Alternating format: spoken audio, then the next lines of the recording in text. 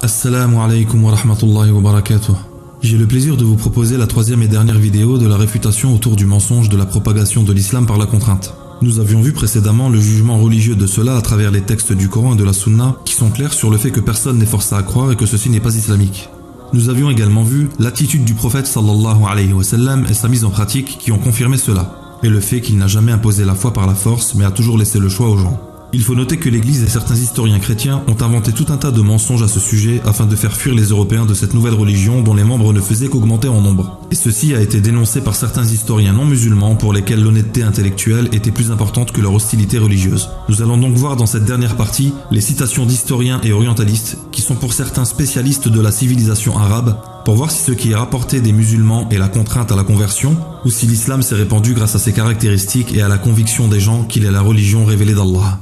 L'habileté politique que déployèrent les premiers successeurs de Mohammed fut à la hauteur de ses talents guerriers qu'ils surent bien vite acquérir. Dès les premiers combats, ils se trouvèrent en présence de populations que des maîtres divers tyrannisaient sans pitié depuis des siècles, et qui ne pouvaient qu'accueillir avec joie des conquérants qui leur rendraient la vie moins dure. La conduite à tenir était clairement indiquée, et les califes surent sacrifier aux intérêts de leur politique toute idée de conversion violente. Loin de chercher à imposer par la force leurs croyances au peuple soumis, comme on le répète toujours, ils déclarèrent partout vouloir respecter leur foi, leurs usages et leurs coutumes. Les Arabes respectèrent si religieusement les conventions acceptées et se rendirent si agréables aux populations soumises autrefois aux vexations des agents chrétiens de l'empereur de Constantinople que toute l'Église adopta avec empressement leur religion et leur langue. C'est là, je le répète, un des résultats que l'on n'obtient jamais par la force. Aucun des peuples qui avaient dominé en Égypte avant les Arabes ne l'avait obtenu. Au contact des Arabes, des nations aussi antiques que celles de l'Égypte ou de l'Inde ont adopté leurs croyances, leurs coutumes, leurs mœurs, leur architecture même. Bien des peuples depuis cette époque ont dominé les régions occupées par les Arabes, mais l'influence des disciples du prophète est restée immuable. Fin de citation, Gustave Le Bon dans La civilisation des Arabes.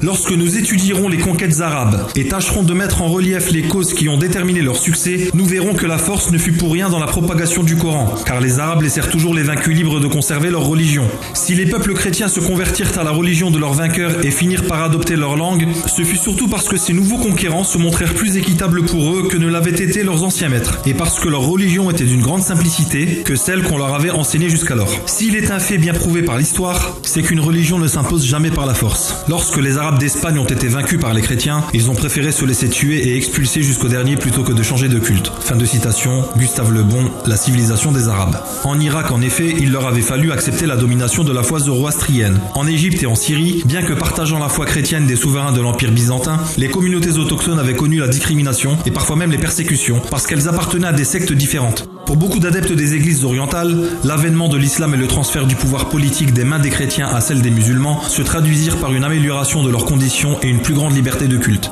Bernard Lewis, juif en terre d'islam. Ya Allah, des chrétiens qui préféraient vivre sous l'autorité islamique parce qu'elle leur accordait une plus grande liberté de culte que sous l'autorité chrétienne de l'Empire byzantin. Au suivant. Les premiers siècles du califat virent s'accroître la tolérance. Depuis l'époque du prophète jusqu'aux immenses empires des Omeyyades et des Abbassides, en passant par les premiers califes, on peut dire que l'esprit de tolérance envers les non-musulmans suit indubitablement une courbe ascendante. Au cours de la première période, musulmans, chrétiens et juifs, bien que professant des religions différentes, formaient une seule société au sein de laquelle les relations d'amitié, de maître à disciple et autres, allaient de soi et étaient même fort courantes. Nous possédons de nombreux documents qui témoignent de la richesse des échanges intellectuels et culturels entre ces trois communautés. Bernard Lewis, juif en terre d'islam. Les Wisigoths avaient persécuté les Juifs au point d'édicter des lois antisémites dont le but était de supprimer toute présence juive. Le concile de Tolède avait décidé d'obliger tous les Juifs à se faire baptiser sous peine de lourds châtiments, y compris les tortures physiques. La circoncision était interdite, de même que l'absorption de nourriture rituelle. Il était interdit aux chrétiens de les fréquenter, jusqu'à ce qu'un concile décide de réduire tous les Juifs en esclavage et d'enlever tous les enfants juifs à leurs parents pour les élever dans la religion chrétienne. Une énorme vague d'antisémitisme déferla sur la péninsule, les synagogues furent détruites, on comprend que les Juifs aient facilité la conquête arabe et accueilli les envahisseurs comme des libérateurs. André Clos, l'Espagne musulmane. Chrétiens et juifs convertis sont organisés en communautés, plus nombreuses dit-on, que partout ailleurs dans le monde musulman, plus pacifiques aussi, chacun étant satisfait de son sort et ne désirant pas en changer. Cette rapide assimilation, cette adoption des goûts et des habitudes des musulmans n'était pas du goût des autorités chrétiennes, loin de là. L'ignorance du latin, de la langue de l'église, était telle que l'archevêque de Séville fit traduire la Bible en arabe afin que les chrétiens puissent la lire. Alvaro, un écrivain chrétien de cette époque, qui habitait Cordoue et était à la tête d'un groupe de chrétiens exaltés, observe avec tristesse. Mes coreligionnaires, dit-il, aiment à lire les poèmes et les romans conquérants des Arabes. Ils étudient les écrits des théologiens et des philosophes musulmans, non pour les réfuter mais pour se former une diction arabe correcte et élégante. Où trouver aujourd'hui un laïc qui lise les commentaires chrétiens sur les Saintes Écritures? Qui d'entre eux étudie les évangiles, les prophètes, les apôtres? Hélas, tous les jeunes chrétiens qui se font remarquer par leur talent ne connaissent que la langue et la littérature arabe. Ils lisent et étudient avec la plus grande ardeur les livres arabes, ils s'en forment à grands frais d'immenses bibliothèques. Parlez-leur au contraire des livres chrétiens, ils vous répondront avec mépris que ces livres-là sont indignes de leur attention. André Clos, l'Espagne musulmane.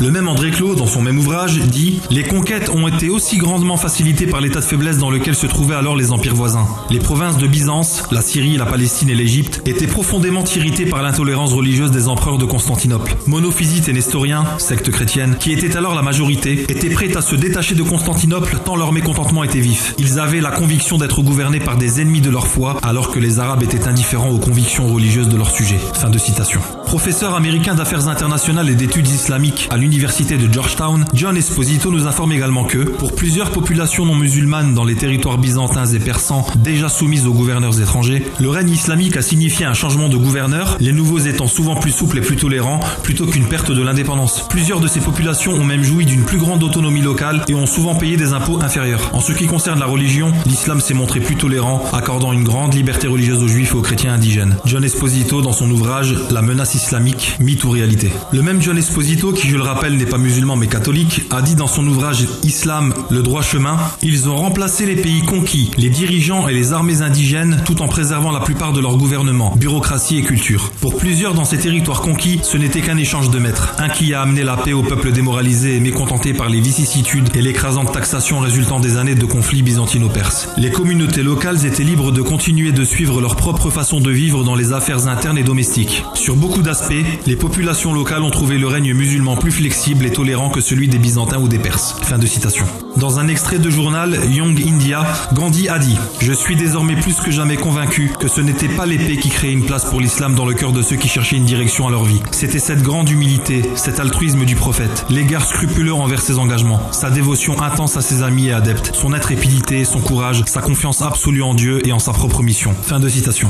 Arnold Sir Thomas, dans son ouvrage The Preaching of Islam, nous dit « Nous n'avons jamais entendu parler d'une quelconque tentative de forcer une population non musulmane à accepter l'islam, ni non plus de la moindre persécution dans le but d'éradiquer le christianisme. Si les califes avaient, eux, choisi une de ces deux alternatives, ils auraient certainement balayé le christianisme aussi aisément que Ferdinand et Isabelle de Castille ont éliminé l'islam d'Espagne, ou encore imité Louis XIV qui décréta le protestantisme hors la loi, ou enfin ils auraient agi comme les Anglais envers les Juifs qui furent interdits de séjour en Angleterre pendant 350 ans. De plus, comme les églises orthodoxes de l'Asie et de l'Est et celles de Rome s'excommuniaient mutuellement, ces églises orthodoxes étaient isolées du reste de la chrétienté. Personne n'aurait donc levé le doigt pour les aider si les musulmans les avaient attaqués. Par conséquent, la simple existence de ces églises aujourd'hui est une solide preuve de l'attitude généralement tolérante des gouvernements mahométans envers elles. Il dit dans ce même ouvrage, il y a deux périodes historiques importantes pendant lesquelles les barbares mécréants piétinèrent les coups des suiveurs du messager avec leurs pieds. Ceux-ci sont les Turcs seldjoukides au XIe siècle et les Mongols au XIIIe siècle. Et dans ces deux situations, nous avons vu les conquérants se convertir à la religion des vaincus. Fin de citation. Une religion à laquelle les vainqueurs comme les vaincus se convertissent n'a pas besoin de l'épée pour être imposée, contrairement à ce qui en a été pour le christianisme. Walhamdulillah. Mais ce n'est pas fini.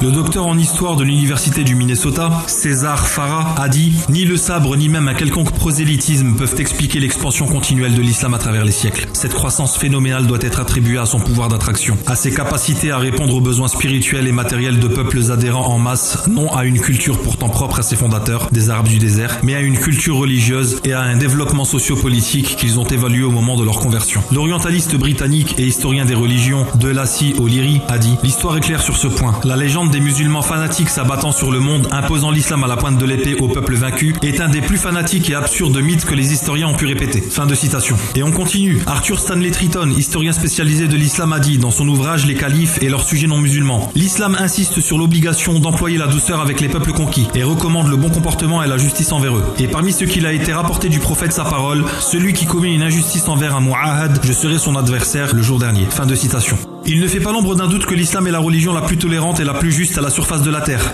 Sigrid Hunk, historienne des religions allemandes, dans son livre God is Nothing Like Him. Et je terminerai cette série citation par Pierre Lafitte, scientifique et sénateur français, dans son ouvrage Les grands types de l'humanité, qui dit « Si aucune religion n'a compté des triomphes le plus rapides et plus éclatants, aucune ne s'est montrée plus généreuse et plus tolérante. Où sont ces atrocités épouvantables qui nous ont valu tant de tirades larmoyantes et éveillé si longtemps la compassion indignée des âmes sensibles ?» Fin de citation.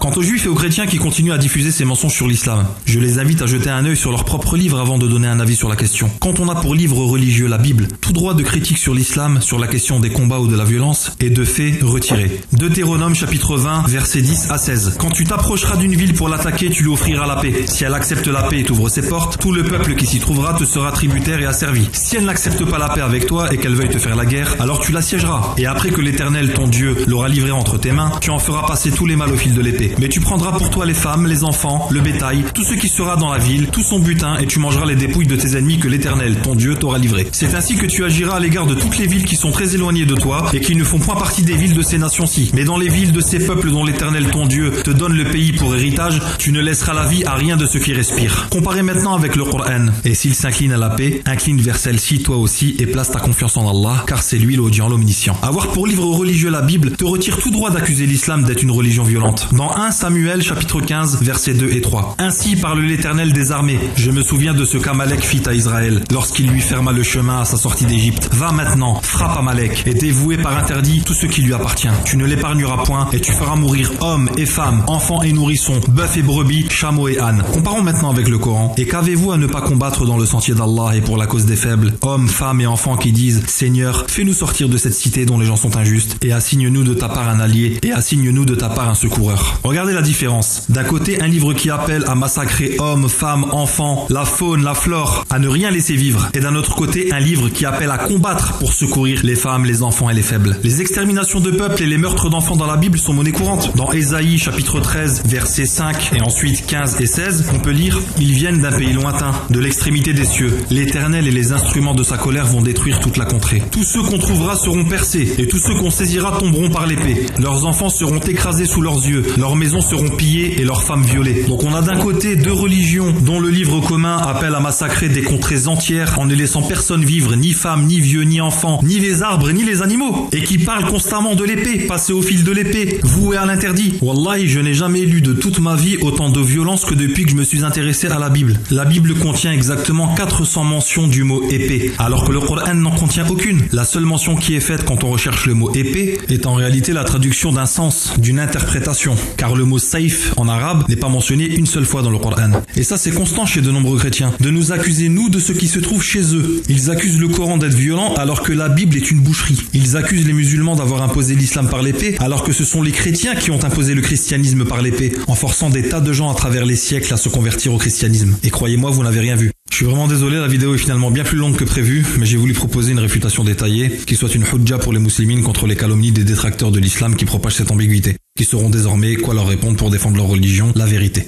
Une version courte et résumée sera probablement postée en même temps ou juste après celle-ci pour ceux qui n'ont pas 40 minutes à consacrer à cette vidéo. Je vous invite à liker, à partager, à vous abonner. Vous connaissez la chanson. À la prochaine, Inch'Allah. Assalamu alaikum wa rahmatullahi wa barakatuh. وقل جاء الحق وزهق الباطل إن الباطل كان زهوقا. Nous arrivons donc à la fin de cette série de vidéos. Je demande à Allah Azza wa Jal qu'elle soit utile pour les musulmans soucieux de mieux comprendre leur religion, comme pour les non-musulmans victimes de la propagande anti-islam. Je vous incite à liker, à commenter et à les partager. Le prophète sallallahu alayhi wa sallam a dit Ad-dalu ala al-khayri kafa'ilih. Celui qui indique le bien aux gens est comme celui qui l'accomplit. Ne nous privons donc pas du bien de la meilleure des paroles au sujet de laquelle Allah Azza wa Jalla dit Wa man ahsanu qawlan mimman da'a ila Allah wa 'amila salihan wa qala innani minal muslimin wa akhiru da'wana anil hamdulillahi rabbil alamin.